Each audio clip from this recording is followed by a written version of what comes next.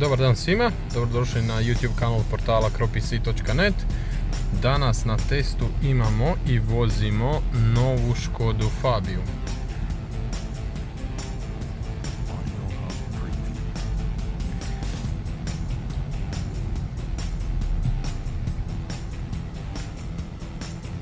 Dojam za upravljačem je odličan.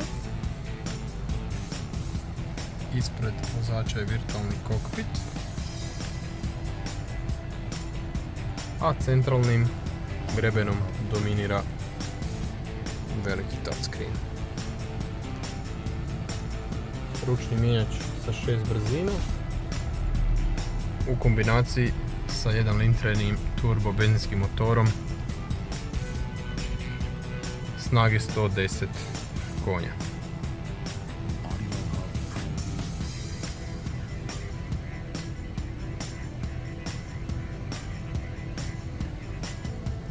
Unutrašnjost je prostrana.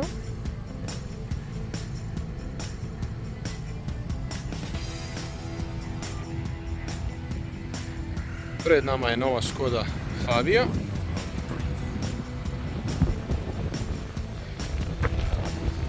Ovako na prvu izgleda dobro.